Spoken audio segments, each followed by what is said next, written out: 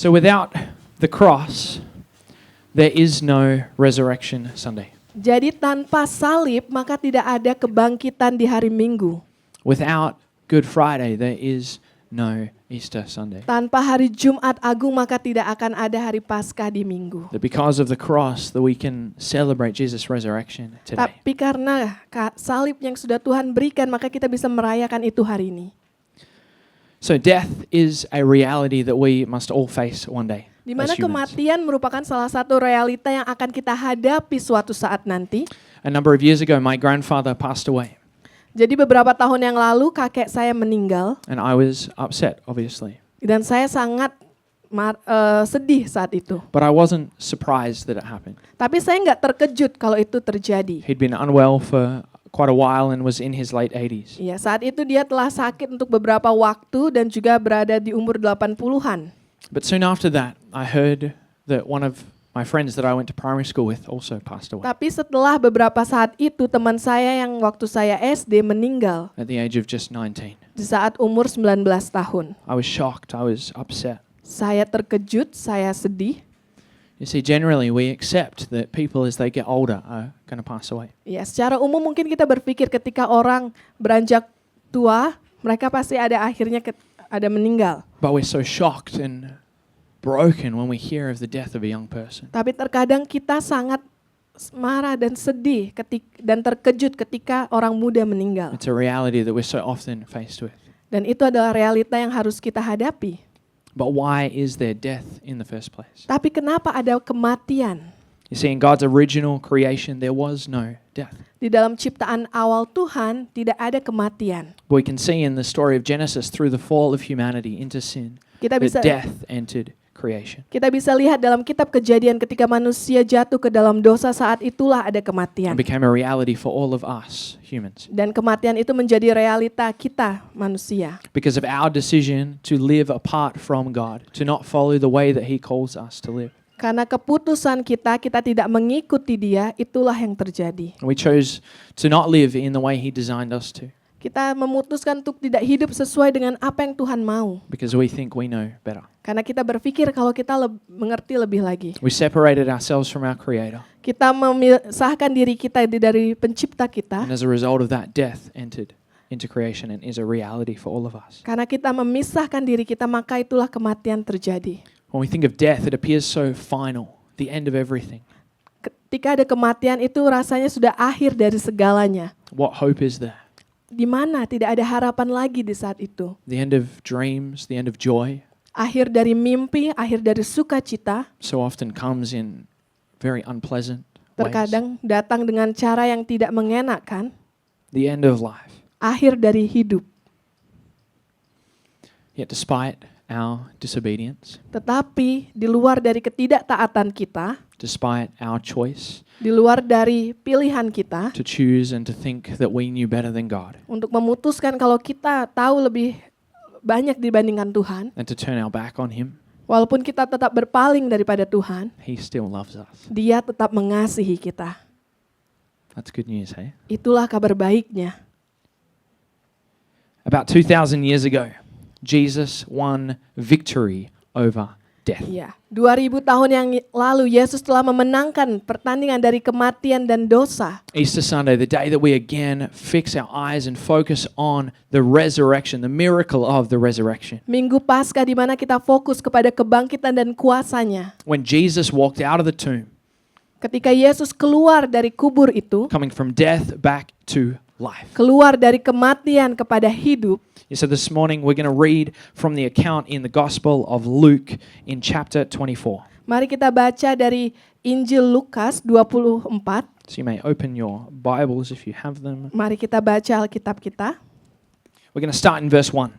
Mari kita mulai dalam ayat 1. On the first day of the week, very early in the morning, the women took the spices they had prepared and went to the tomb. They found the stone rolled away from the tomb. But when they entered, they did not find the body of the Lord Jesus. Lukas 24 ayat 1 sampai 3. Tetapi pagi-pagi benar pada hari pertama minggu itu, mereka pergi ke kubur membawa rempah-rempah yang telah disediakan mereka. Mereka mendapati batu sudah terguling dari kubur itu dan setelah masuk mereka tidak menemukan mayat Tuhan Yesus. See, the women, they're not sure what has happened here. Para perempuan itu tidak yakin apa yang terjadi saat itu. First, there's the surprise that the stone has been rolled away from Jesus' tomb. Yang pertama, mereka terkejut karena batu dari yang menutupi kubur itu telah terguling. And as they go inside to prepare the body properly for burial, they find that the body is gone. Ketika mereka masuk mau memberikan rempah-rempah itu, tubuh Yesus telah hilang dari sana. They're wondering what could have happened here. Mereka terkejut apa yang telah terjadi di tempat ini. Imagine how surprised these women would be, bringing their spices, expecting to see this stone and to try to have to get someone to roll it away so they can go in and prepare Jesus' body for burial. Ya, ketika mereka datang pagi-pagi, mereka berpikir mereka harus menggulingkan batu itu masuk dan memberikan tubuh Yesus rempah-rempah. Tetapi ketika mereka sampai di sana, tidak ada. But they get there and the body is gone. Ya, ketika mereka sampai di sana, tubuh Yesus tidak ada di sana. Their assumption is perhaps that someone stole it. Asumsi mereka adalah kalau orang lain mencuri tubuh You Yesus. see, Jesus being resurrected had not entered their mind as a possibility Di mana Yesus bangkit tidak ada di dalam pikiran mereka. yet. Belum. Let's read in verse 4. While they were wondering about this, suddenly 2 men in clothes that gleamed like lightning stood beside them. In their fright, the women bowed down with their faces to the ground, but the men said to them, "Why do you look for the living among the dead? He is not here, he has risen. Remember how he told you while he was still with you in Galilee, the Son of Man must be delivered over to the hands of sinners, be crucified, and on the 3rd day be raised again." Then they remembered his words. Di dalam ayat 4-8, sementara mereka berdiri termanggu-manggu karena hal itu, tiba-tiba ada 2 orang berdiri dekat mereka memakai pakaian yang berkilau-kilauan. Mereka sangat ketakutan dan menundukkan kepala. Tetapi kedua orang itu berkata kepada mereka, "Mengapa kamu mencari dia yang hidup di antara orang mati? Ia tidak ada di sini, ia telah bangkit. Ingatlah apa yang dikatakannya kepada kamu ketika ia masih di Galilea, yaitu bahwa anak manusia harus diserahkan ke tangan orang-orang berdosa dan disalibkan dan akan bangkit pada hari yang ketiga." Maka teringatlah mereka akan perkataan Yesus itu. 2 angels appear before the women Di mana 2 malaikat datang di hadapan para wanita and deliver the very first proclamation of Jesus' resurrection. dan membagikan proklamasi pertama bahwa Yesus telah bangkit. Why do you look for the living among the dead? Kenapa kamu mencari orang yang hidup di antara orang mati? Why are you here in a tomb looking for someone who is alive? Kenapa kamu berada di kubur ini mencari seseorang yang telah hidup? You're not going to find Jesus here anymore Karena mereka tidak akan mendapatkan Yesus di sana. because he's been brought back to life. Karena Yesus telah bangkit, telah hidup. Then we see the angels tell them again the words of Jesus Lalu malaikat mengingatkan kembali perkataan dari Yesus sebelumnya. that Jesus had previously told the disciples what Yesus would happen. memberitahukan para murid-muridnya apa yang akan terjadi. That he had to suffer, he had to die on a cross. Dia harus mati di kayu salib, dia harus menderita, And then on the 3rd day would rise again. dan di hari yang ketiga dia akan bangkit kembali. And that is when the women remembered. Dan saat itulah para wanita itu teringat kembali. Their hope came as they remembered the truth of Jesus' words. Harapan mereka kembali ketika mereka mengingat kebenaran yang Yesus You katakan. see, Jesus is faithful. Yesus Allah yang setia. What he says will come to pass. Apa yang dia katakan itu akan terjadi. And so that means the promises in the Word of God, every single one of them, that we can have assurance that they will come to pass. Janji yang sudah Tuhan katakan di dalam Alkitab, maka itu akan terjadi. Just as the women found hope again in the words of Jesus. Sama seperti para wanita itu mendapatkan kembali harapan mereka di dalam apa yang Yesus Would katakan. we too grab a hold of hope as we look at the promises and the truth of what Jesus has done for us? Iya, jadi mari kita lakukan hal yang sama dengan kebenaran dan janji yang sudah Tuhan lakukan. Mari kita ingat itu. Would we have the same response as these women to the Mari. truth about Jesus? Mari kita punya respon yang sama tentang kebenaran Tuhan. These women, they'd given their lives to follow Jesus and to serve him and his disciples. Para wanita ini memberikan hidup mereka untuk mengikuti Tuhan Yesus. But then, suddenly, on the cross, all of it is taken away. Ya, ketika di kayu salib itu mereka merasa semuanya telah diambil. Everything they've done Semua yang telah mereka lakukan seems meaningless. rasanya tidak ada artinya. All their hope that Jesus was the Messiah, the promised Messiah, was gone Semua harapan bahwa Yesus adalah Mesias rasanya tiba-tiba hilang as they watched him be killed on the cross. ketika mereka melihat Yesus mati di kayu salib. But on the 3rd day, Tapi di hari yang ketiga, as they remembered his promise, ketika his mereka words, mengingat kembali apa yang perkataan Yesus, they are again filled with hope that he really is the risen Savior. kembali lagi mereka teringat bahwa Yesus adalah Raja, Dia yang bangkit. Let's read verse 9 and 10. Mari kita baca ayat 9 sampai 10. When they came back from the tomb, they told all these things to the 11 and to all the others. It was Mary Magdalene, Joanna, Mary the mother of James, and the others with them who told this to the disciples. Dan setelah mereka kembali dari kubur, mereka menceritakan semuanya itu kepada ke-11 murid dan kepada semua saudara yang lain. Perempuan-perempuan itu adalah Maria dari Magdala dan Yohana dan Maria ibu Yakobus. Dan perempuan-perempuan lain juga yang bersama-sama dengan mereka memberitahukannya kepada rasul-rasul. So they come back to the disciples Mereka pergi kepada murid-murid Yesus. to tell them the good news that Jesus has risen from the dead. Mereka mau memberitahukan bahwa Yesus telah bangkit dari You can just kematian. imagine the excitement of these women as they come running to the disciples to tell them what's happened. Bayangkan semangat dari para perempuan ini mendengar kalau Yesus telah bangkit. But what is the response? Do the disciples grab onto this same hope? Tapi bagaimana respon para murid-murid Yesus? Apakah mereka memegang janji tersebut? Verse 11. But they did not believe the women, because their words seemed to them like nonsense. Peter, however, got up and ran to the tomb. Bending over, he saw the strips of linen lying by themselves, and he went away, wondering to himself what could have happened. Dalam ayat 11 sampai 12, tetapi bagi mereka perkataan-perkataan itu seakan-akan omong kosong dan mereka tidak percaya kepada perempuan-perempuan itu. Sungguh pun demikian Petrus bangun lalu cepat-cepat pergi ke kubur itu. Ketika ia menjenguk ke dalam, ia melihat hanya kain kapan saja. Lalu ia pergi dan ia bertanya dalam hatinya apa yang kiranya telah terjadi. This word translated in English as nonsense Kata omong kosong means the ravings of a crazy or an unwell person. artinya perkataan orang yang gila atau orang yang tidak sehat. The disciples thought the women were unwell. They'd lost their minds. They'd gone crazy. Ya, mereka berpikir, para murid-murid Yesus berpikir kalau perempuan-perempuan itu gila, nggak tahu apa yang mereka lakukan. So these disciples, they were not on the verge of believing. Di mana saat itu para murid-murid Yesus belum berada dalam fase mereka percaya, Far from it. jauh dari situ. They were sitting there hopeless and defeated, Mereka duduk di sana dan merasa telah dikalahkan. thinking all was lost. It's over. It's done. Berpikir kalau semuanya sudah selesai. But Peter went to the tomb, saw the linen, Tetapi Petrus pergi ke kubur dan melihat kain kapan itu. but went away not yet believing, but wondering what could have happened here. Tapi saat itu dia masih belum percaya, tapi dia berpikir apa yang terjadi di sini. In the next section of Luke chapter 24, there's a story of Jesus appearing to two other followers. Di dalam section selanjutnya adalah Yesus datang kepada dua pengikutnya. Both of them, neither of them recognized that this is Jesus with them. Dua-dua orang tersebut mereka tidak sadar kalau itu adalah Yesus. But as they sit down to have a meal together and Jesus breaks the bread, as he did at the Last Supper, Tapi ketika Yesus duduk bersama dengan mereka makan memecahkan roti itu, in that moment they have a revelation that this is the risen Jesus saat sitting with itu them, akhirnya mereka punya pewahyuan kalau itulah Yesus yang duduk bersama dengan mereka, that he's been brought back to life. di mana dia telah bangkit, telah hidup. These two followers, they then run back to Jerusalem straight away and go and tell the disciples what's happened. Dua pengikut itu akhirnya lari ke Yerusalem memberitahukan kepada para murid yang lain apa yang telah terjadi. If we look down in verse 36 of Luke 24, while they were still talking about this, Jesus himself stood among them and said to them, "Peace be with you."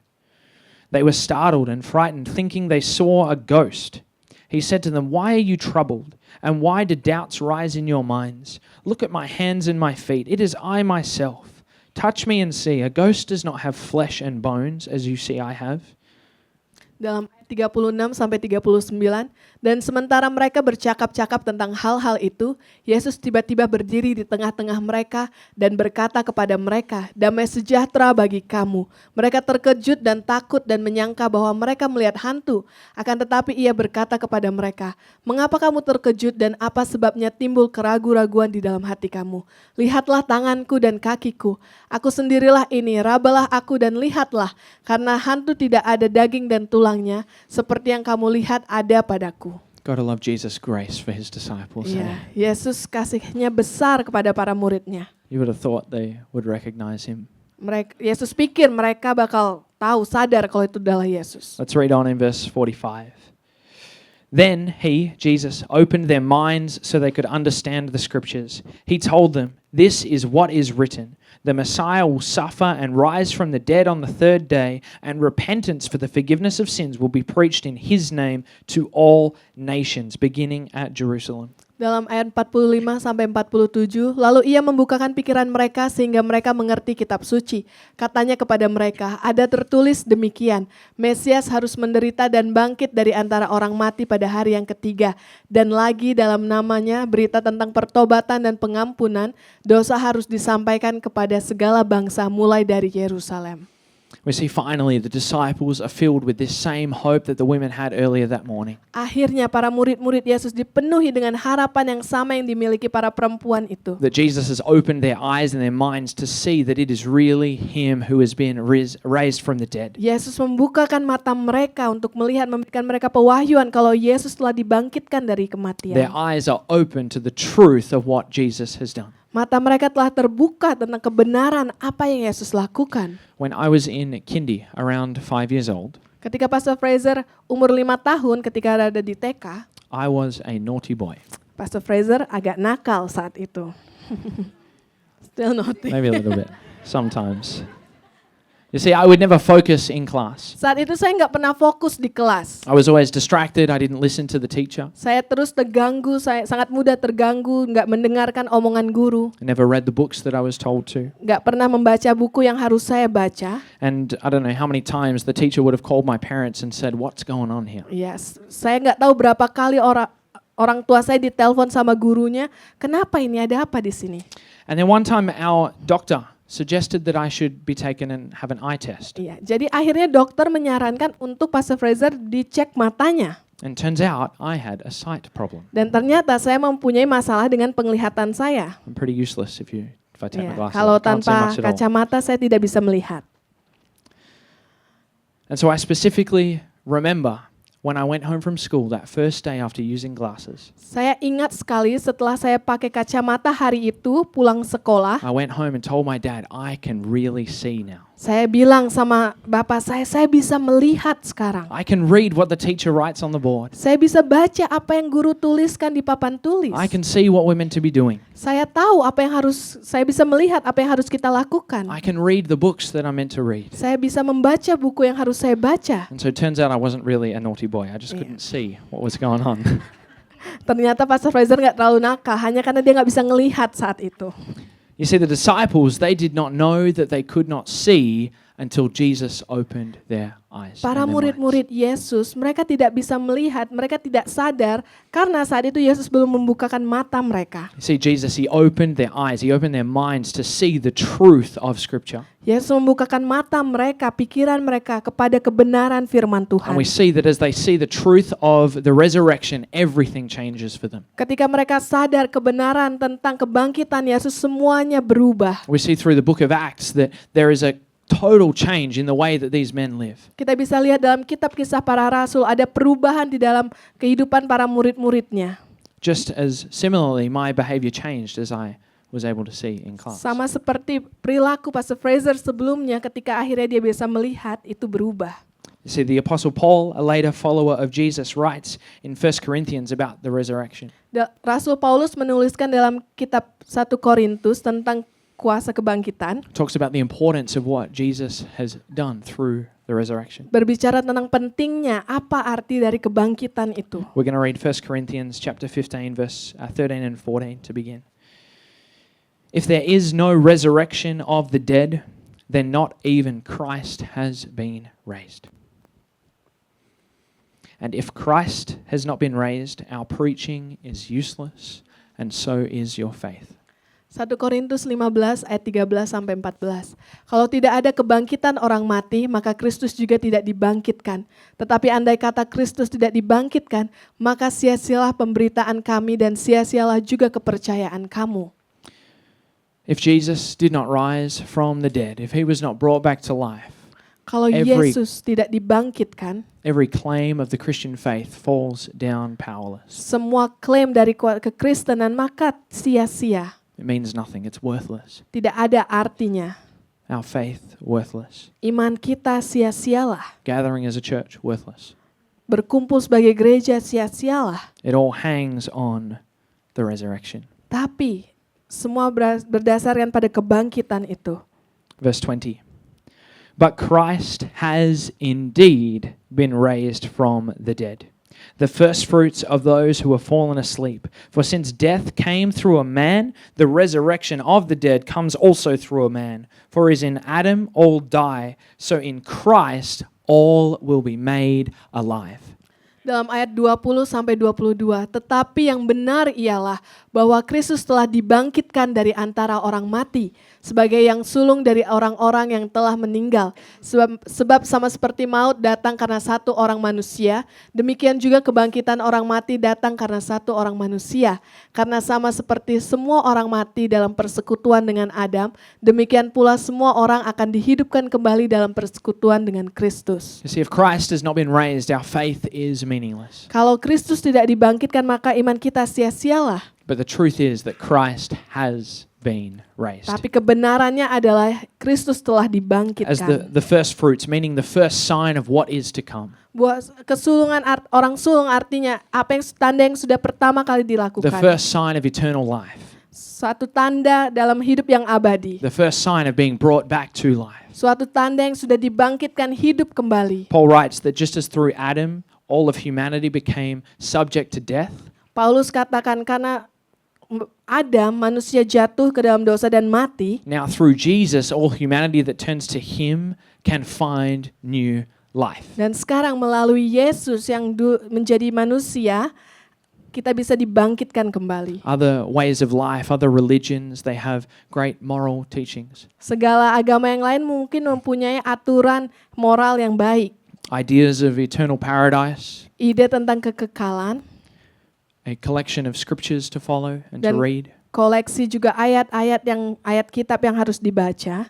But only Christianity has a living God who came to earth in human form to identify with us. Tapi hanya dalam kekristenan, Yesus lahir sebagai manusia dan menyelamatkan kita. Who was killed as a sacrifice on the cross for our sins, Yang dibunuh, menderita bagi kita, and then who rose from the dead and is alive today. yang bangkit dari kematian dan hidup saat ini. That's good news. Itulah kabar baiknya. Amen. And so 3 truths about Jesus that we know because of the resurrection. Jadi 3 kebenaran tentang Yesus yang kita ketahui karena kebangkitannya. And these are truths that we can hold on to.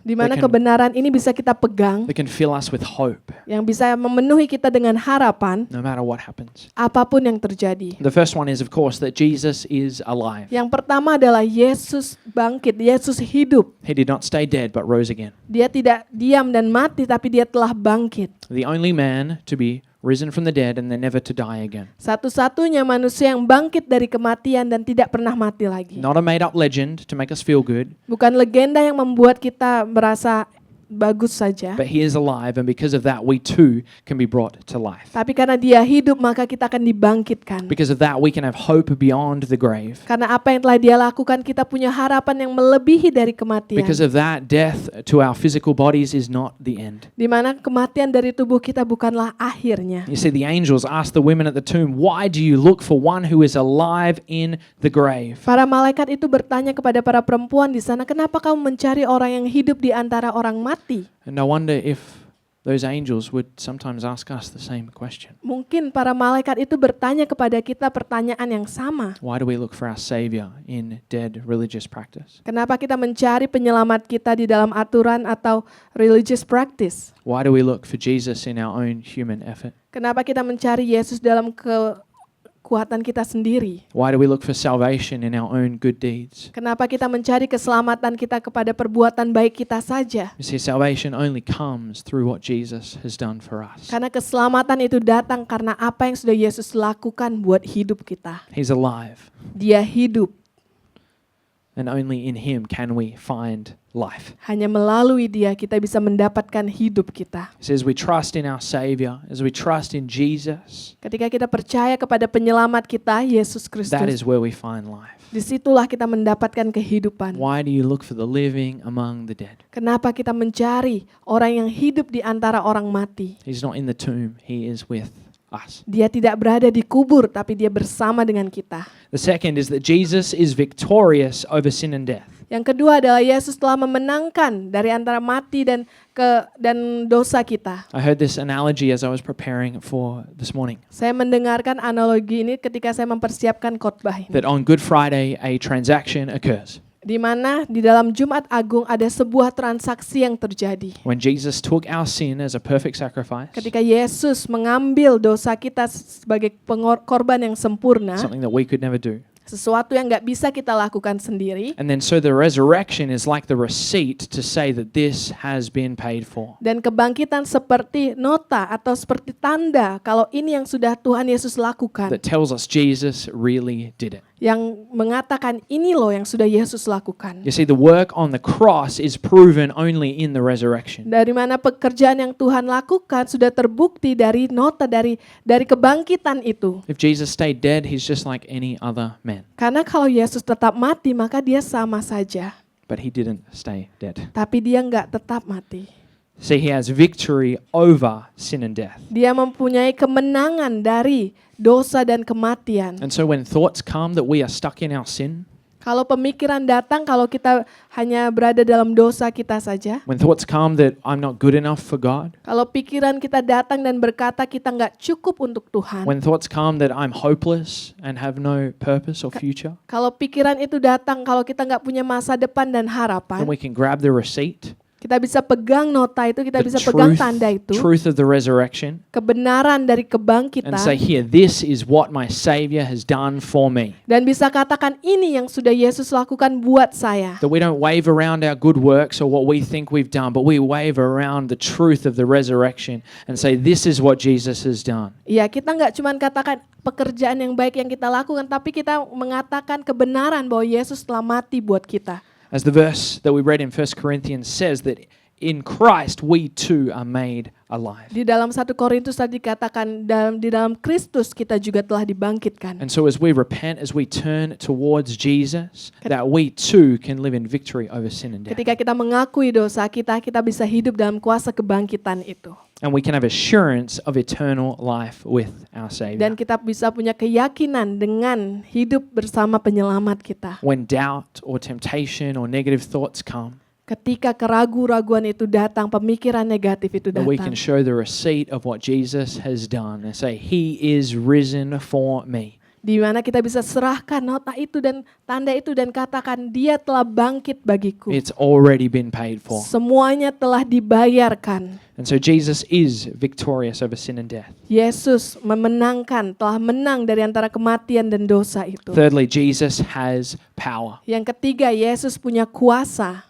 You see, Jesus not only won a one-time victory over sin and death, Di mana Yesus nggak cuma menang sekali saja dalam kematian dan dosa. but He eternally holds power over it. Dia punya kuasa untuk memegang kekalan. Sin and death have no claim over Him. Di mana kematian dan dosa nggak punya klaim atas Yesus. In the book of Revelation 1, it tells us that Jesus holds the key of death. Di dalam di dalam kitab Wahyu pasal 1, kalau Yesus memegang kunci atas kematian. A key showing ownership, showing power over something. Kunci yang menunjukkan kalau dia yang mempunyai kuasa atas itu. If I have the key to my motorbike, I can take my motorbike wherever I want to go. Kalau saya punya kunci kepada motor saya, maka saya bisa bawa motor itu kemanapun. Jesus holds the key to death, meaning He has ultimate power over it. Di mana Yesus punya kunci atas kematian, dia punya kuasa atas itu. Which means we, those who follow Him, those who put our trust in Him, can have hope beyond physical death. Yang artinya kita punya kuasa atas kematian itu. What Jesus did in rising back to life Karena apa yang sudah Yesus lakukan bangkit, shows that ultimately He has power over death. yang menunjukkan kalau dia punya kuasa atas kematian. That's good news for us. Itu adalah kabar baik bagi kita. You see, through the resurrection, we can have assurance that Jesus is alive, Melalui kebangkitannya kita bisa yakin kalau Yesus hidup, that He is victorious, dia telah menang, and that He is powerful. dan dia punya kuasa. And so this morning, let's take a moment to pray and to reflect. Mari kita ambil waktu untuk berdoa dan merefleksikannya. Let's all close our eyes. Mari kita tutup mata kita.